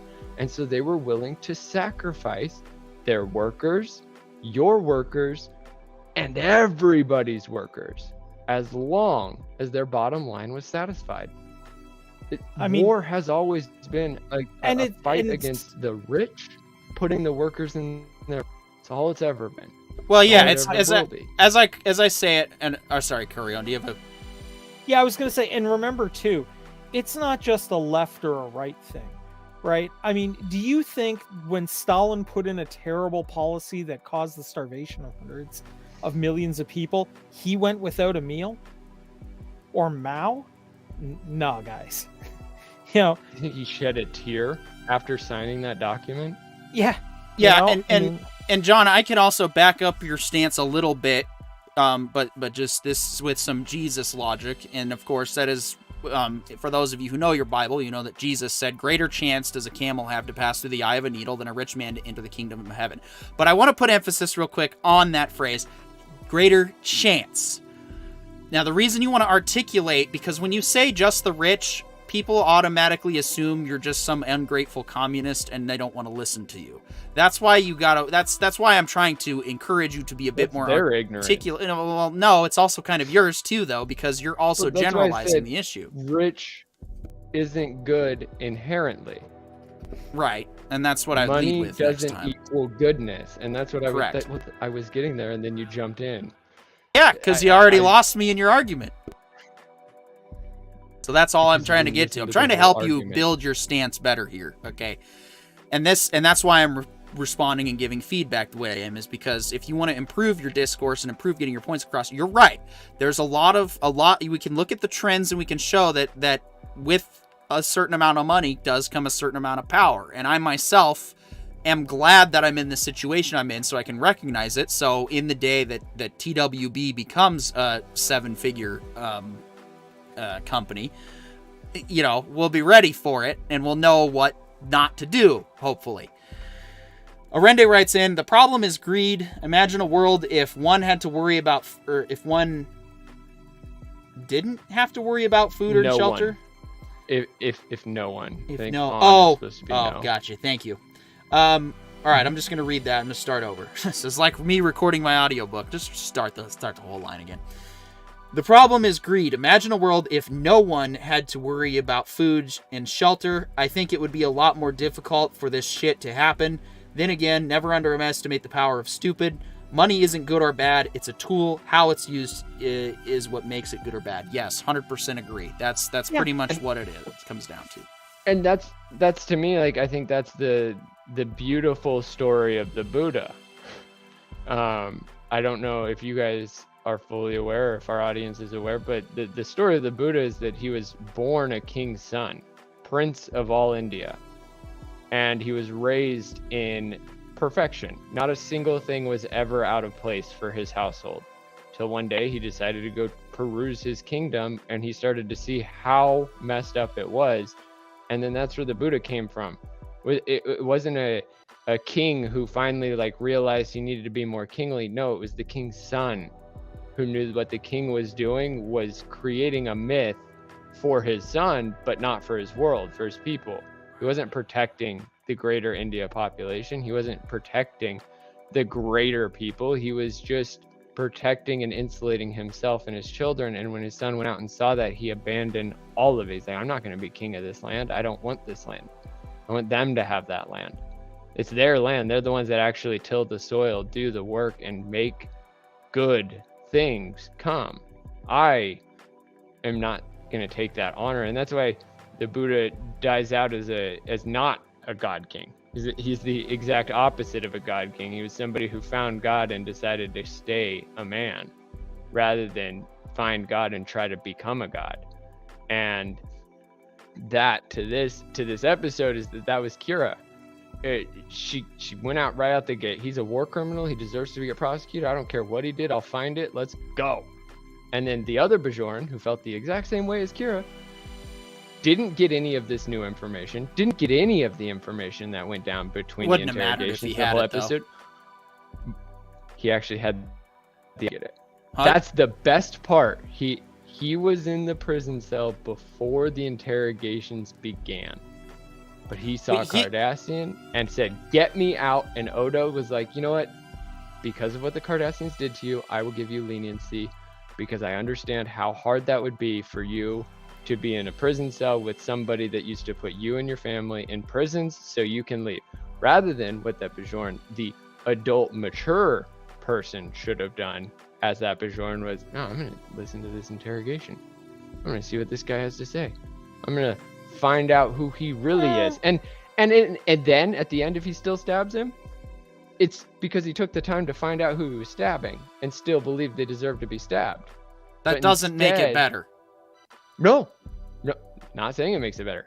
I'm saying that like it changes the motivations because his motivations were racist from the jump and racist at the end. But if he had taken the time to not be racist and just stayed in his cell where he was supposed to be because he too committed a crime, but instead his holier than thou mentality won Odo over, got him out of jail, and then put him in position to stab this guy.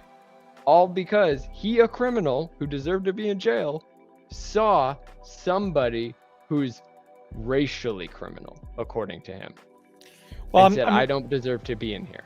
I'm going to say this, and I think that this is a truism that needs to be remembered too.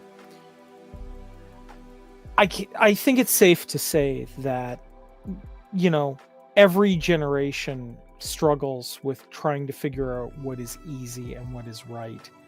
And it is a lot easier to hate and hate a group than it is to take a nuanced, balanced approach and say, okay, I have my issues, I have my problems with something, but I'm going to look for the good, because that's a harder path to hoe. And not everyone is ready to put in that kind of effort. And you know what? I deal with that a lot every day. Okay? Every day I see this.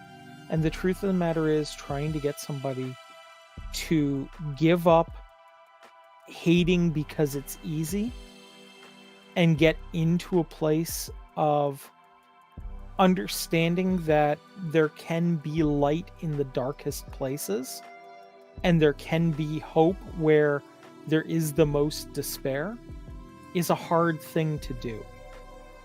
And it takes somebody willing to do it. And I understand that this person was just not ready to do it. Without condoning anything that they've done, I understand why they felt it was easier to hate. I don't agree with that. I feel like it's better to take a more nuanced approach and listen and learn. But and I think this episode did that. Kira was the Bajoran who listened and learned. And the drunk criminal Bajoran was the criminal. Kira didn't do the stabbing. Kira even fought against it. And that's what I think is so great about this episode. Is just and you know, I think because this concept is so timeless is why this episode is gonna linger for as long as it is, and why it's actually won awards for some of the greatest sci-fi of all time. And if you think about it, the way they set it up, so you have the criminal Bajoran who's just been a drunk Bajoran his whole life, suffered what Bajor suffered, and then you have the warrior Bajoran who suffered the same suffering but suffered differently, like a professional. And the whole point at the beginning of the interrogation, when Kira says, I need to be on this, I feel like had she have not been on the investigation, she too would have never changed. Like, she was the drunk Bajoran at the start of the episode as well. She was on his same team. She agreed with him. And then because Cisco gave her the opportunity to be lead investigator, she flipped because she took the time to listen. She didn't torture any information out of it. It didn't cause suffering. She maintained professionalism because that's what her duty as a warrior was. And then was able to, because I think what this episode really states is like, just because you hate something doesn't mean you're wrong to be hating something. But if you let your hate prejudge every future new action, then you're going to cause terror. You're going to cause problems. You rightfully hated this guy from the jump. You knew that he was evil. And then you find out, oh, no, he was just part of the system of evil, and actually the most mundane portion of that system, and therefore can't be held accountable for that system. But she was him. She was the drunk guy from the jump. And because she listened, and that's what this episode tells us, is like, most of us are the drunk guy. Most of us are the stab first, ask questions later. And because of her professionalism, she was mature enough to listen, to find out, yeah, I want to stab him, but like, it's the weakest stabbing of all the stabbings we could do. Whereas the drunk was like, no, he's Cardassian. It's a good kill every time. And I think that's a huge part of war, is like, that happened with Afghanistan too, as a lot of Marines came back and they're like, no, it turns out most Afghanistan people aren't bad. They're people like you and I. But then when you go to boot camp, all you hear is kill the towelhead, kill the towelhead. And it's super racist, 100%. Not going to say it's not. And that's the problem, is like, you're trained in racism so that when you go to war, you have no humanity for your enemy.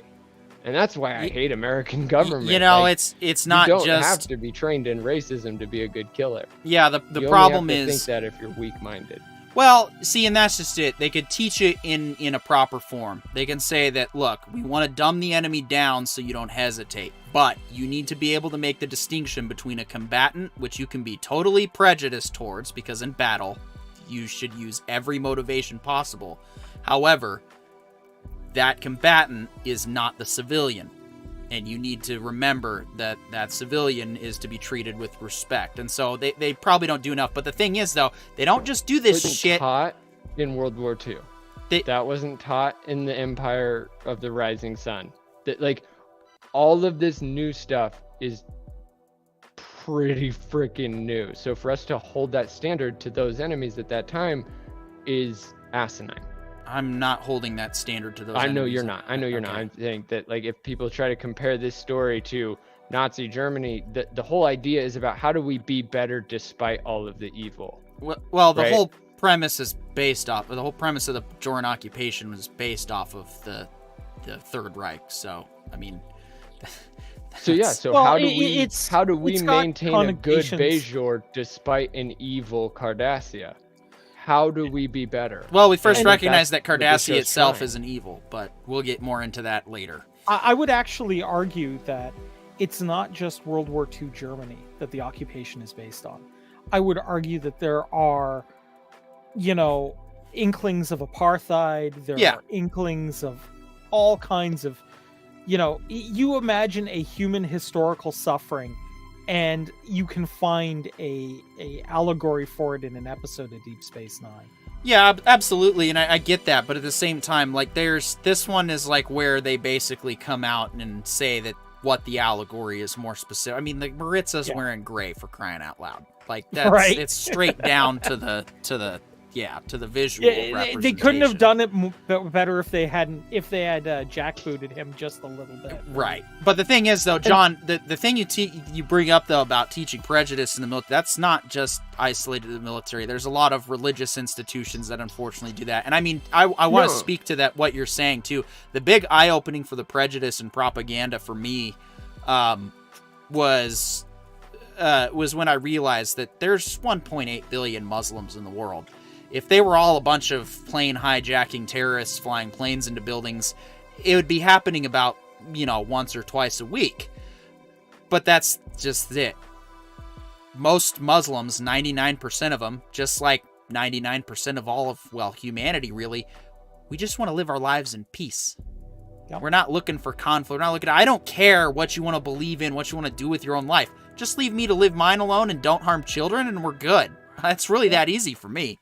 Honestly, most people just want to go to work, come home, have a decent meal, watch their preferred version of sports ball, and, hang out with their loved ones. And I just want to stay home, have a decent meal, and play video games. I don't like working, at least conventionally. And I think this episode really...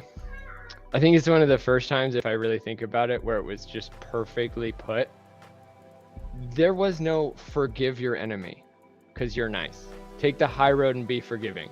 Like, that's not the story we were told. No, The story we were told was not everyone who identifies as your enemy is as villainous as you thought they were, or capable of villainy as you thought they were. And the story is, don't judge a book by its cover, even if the book is about the most egregious war crimes in history. Not sometimes the author was the sufferer, or the author was an observer incapable of any kind of change. And that to me was what Kira really realized.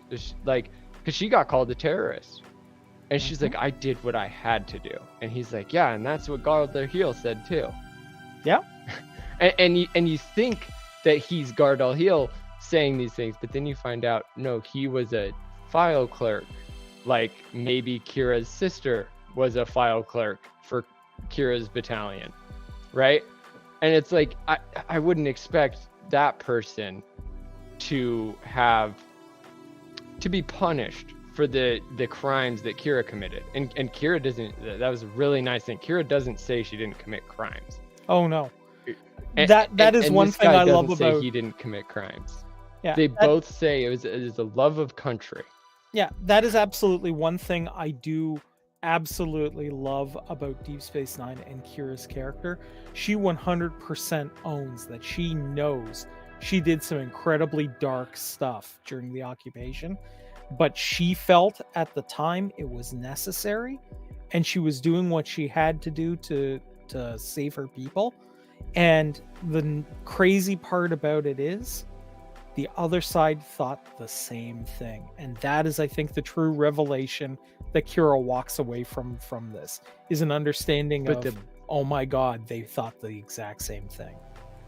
The best circle that's written in this whole story is that both of them are trying to do the next right thing based off of all of their choices at that time. Yep. She has become the best first officer she can possibly be because she never wants to be basically a terrorist again. He has become Galdar Heel because Galdar Heel and Cardassia deserve to be put on the public stage for the crimes they committed. Neither of them are responsible for the beginning or the end. Neither of them were ever capable of ending or starting it earlier or later.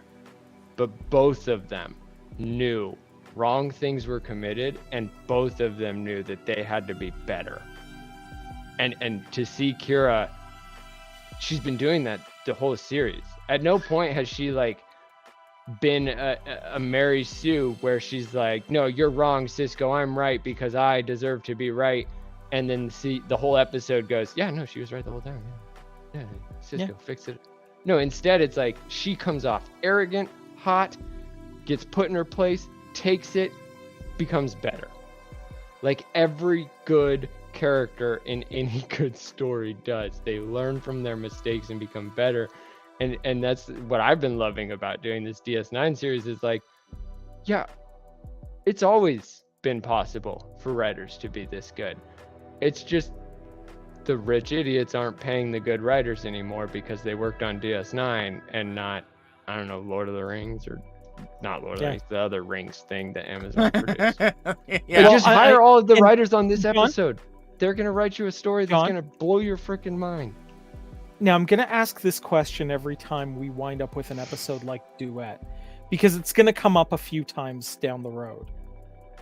Having watched Duet, do you understand why some of us could be so frustrated by Run Along Home? No. Because God damn it. All right, we'll try next season. I feel like I feel like you're taking Run Along Home and you're trying to say it should have been better in a season. No, like John, we're not saying before. We're not saying it should have been better. It should have been completely scrapped and never brought to screen. But no, continue. Fair enough. Well, and that to me, I think is like the best part about all of this is I can accredit the writers of Duet, and I can acknowledge why you guys don't like the writers of Run Along Home. And yet, there's a full potential that they're the same person. I haven't looked. I don't know for sure. Same, actually. and there you go. Like, the fact that these writers can write both of them, if they can do that, this is the guy you pay to fix Rings of Power. This is the guy you pay to fix all of these flops. Because these people, these writers, especially on the Star Trek series, like Star Trek wouldn't be so ingrained in your hearts if the writers weren't as good as they were, because I'm watching the graphics and I am punished. I watch Peripheral and I'm like, that's the greatest CGI I've ever seen in my entire life. And then I go watch Deep Space Nine and I'm like, Yeah. like practical effects, Yeah. bunk. Game theory, bunk. Story writing, perfect. I'm sorry, did you I just watched say the Wheel- practical effects in DS9 were bunk? Yeah, comparatively, because most of like They don't I've do practical yet to effects on see most a shows good these punch days. in Star Trek. I've yet to see a good punch in Oh, Star Trek the in the fighting's history of ever. always been cheesy since the 60s. You don't, the hand-to-hand the suffering- combat, no, but- that's no, not but- a no, see, practical but see, effect. No, but see, that's the suffering I'm talking about. It is a practical effect, because once you learn about sparring and mixed martial arts, you realize that you could just send your actors to go do some mixed martial arts, learn the techniques of sparring, and then they can spar, hit each other, and, you know, nobody comes out hurt. And they also still know how to throw a punch properly, not a double-handed hammer fist, Here's which what I'm going never makes any logical sense in the history of ever. Here's what I'm going to say. In later seasons, the practical effects do get significantly better on Deep Space Nine. Hold on, I thought they were pretty good at and that's- Progress when she lit his house on fire. You don't see that shit on TV these days. I mean, you don't, though. True. So I'm sorry, but I believe you find don't that watch a lot of horror practical effects comment either short-sighted or misspoken, because it's not true at all. Because I see good practical effects in Always Sunny. I see. What are you defining as practical practical effects? Because The- a fight any sequence effect that is a is fight literal, scene. That's but- not. No, That's practical not effects is more pyrotechnics. That's not visuals. You know, like jumping cars and shit. Yeah, pyrotechnics is a pretty great one, especially in terms of pyrotechnics when the bridge shakes. Yeah. Also, real quick, from H. Marie, hello from work, all. Hello, H. Marie, thanks for joining us. Hey. And then Arende says, fix Rings of Power, but it perfectly conveys the message. Well, And anyway. that's a whole extra part, is the message. There is no organized message. And that's why it all keeps coming out as this vomit. Everybody's trying to say, I know what the good is. You want to know how to what fix good looks like. And they don't. Rather than just like going back to I'm pretty sure this historic panel knows. legacies. Guys, do you want me to fix Rings of Power real quick? Because I can tell you exactly how to fix it. It's really simple. So you have to remember that the only works Amazon is allowed to pull from are the appendices and the Silmarillion. Okay? Oh, and Unfinished Tales. Okay? So when you realize that you don't have you have the background plot to Lord of the Rings, you don't have the actual plot, you know what you have to decide to do? You have to lean into the level of crazy. I'm proposing you this. Take the Silmarillion, do an all-nude Las Vegas style review, put it up. I guarantee you it'll do better. I guarantee I was gonna people say- will watch it. I was going to say just sell the rights to Lucasfilm and just do Lord of the Rings in the future, but with lightsabers. Well, I think that's been done. after Kennedy's gone, but actually use the Silmarillion as your inspiration, though. I mean, that could definitely. Or are you saying KOTOR? Is that KOTOR inspired? Because if that's KOTOR inspired, I that's agree KOTOR. by default. Is it really? That's KOTOR. Yeah. No wonder it's such a masterpiece. Which KOTOR's best Star Wars, by the way. Well, no, that's a perfect example point right here.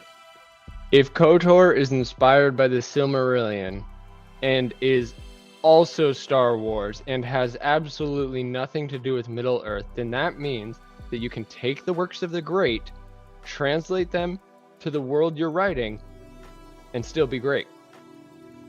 Yeah. If you take the works of the Message team that have never gotten even 75% on the critic scores of Rotten Tomatoes, or not the critic scores, but the audience scores of Rotten Tomatoes, then that goes to show you're taking the wrong good. Like, Tolkien wasn't considered a debatable good until people started like dissecting his entire life. Because as far as his story goes, it was always good. Do the right things despite how hard it often is to still do the right things. That's his biggest message. That's what the Lord of the Rings, if you were to sum it up into one sentence, that's the Lord of the Rings. Now, and yet the message is that supposedly because of his 1920s lifestyle, it infects all of his writing that also, you know, changed the lives of everybody who's ever read it for generations. Like, stop thinking that just because they got paid to do it, they're good enough to do it. Yeah. So, Money with is that, not good. speaking of Lord of the Rings, we have decided that instead of doing Christmas movies for each week, we'll save that for another year, because guess what, guys? Christmas comes around again.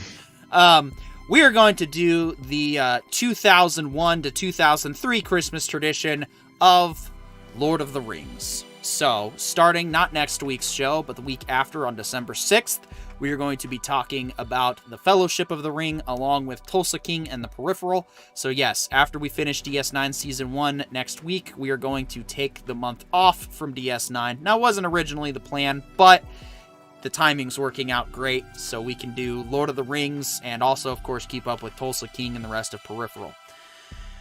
But more urgently, we have this Saturday. We are taking Thursday off because we feel like it. Also because we have a very special guest coming up on the Rogue Council. So please, if you're listening to this podcast and you're for some reason not subscribed to Corione's channel, you can feel better about it now that he has 667 subscribers. Congratulations, buddy. You're no longer the beast. Thank you. I'm sure that's a huge weight lifted off your shoulders. I'm now the neighbor.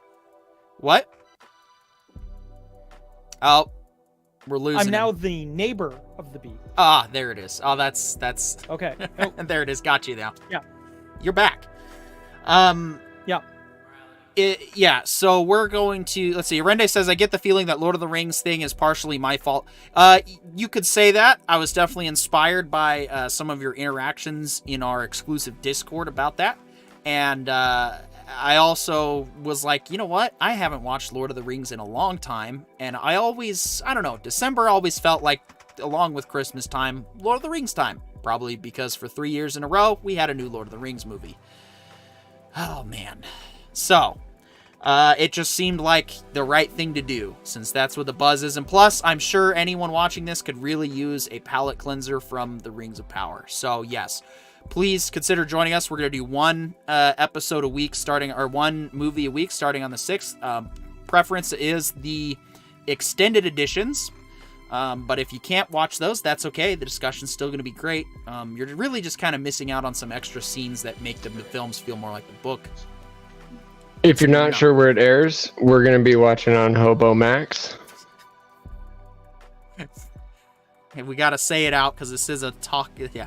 HBO Max is where the extended editions are streaming. So that's where I'm going to be watching them, because I can only watch the extended DVDs now. But that doesn't mean we're only having a discussion about the extended DVDs. We're not that stuck up, at least not yet. Okay, we might, because I haven't watched the short versions since they didn't have extended versions. I've never not only watched the extended, and I say that as I just got done re-binging the whole trilogy in October. So I still only watch the extended editions. It's not hoity-toity. I just have more time than you. I can't imagine not watching them, because that's how much of a difference the extended editions do and how much they actually add to the film. You know, it's not just, oh, well, you know, it's going to be a 4-hour long movie now. It really, I'm glad to have them. And I'm glad both versions exist for each member of the audience. Other than that, I do want to thank everybody who watched with us live. And I also want to thank everybody who may be catching this on the replay, or if you're listening in the podcast right now. We do appreciate every little bit of support. We appreciate it, guys. Whether you're active in the comments, whether you're just watching us, or whether you're downloading, every little bit helps us to reach towards our goal of hopefully making this a full-time operation. And honestly, guys, you're not just going to get Super Quest, Casual Filth, or the Tuesday Night Live show. if we get to do this to be a full-time, we're gonna make it worth your while and try to put out some shows and stuff that I'll gladly work 5 days a week at the Writer Brothers. Same. If we Oh, can no, afford whoa, to no, work 5 days a week at the Writer Brothers. We're gonna start as a 4-day 4-day, and then we're gonna try and work down to a 3-day week. But no. I respect that. Yeah, we're not doing that 9 to 5, 40-hour post-industrial nonsense that has no place in the modern day. I was saying I'd be willing to do 5 releases. I'm willing to work 7 days a week for you people. You just gotta pay me. Here's what I would say. I'm willing to do, a 3-day period during the month where I get a whole bunch of static content done and then do live streams every couple of days. That sounds like a job I'd be willing to do. Exactly, and that's kind of what we're looking for and what we're looking to shape. But all in its good time at the same time. Those of you who have joined us now, this early in the game, we're happy to have you. I'm Peter York with the Writer Brothers. Have a good night. See you next week.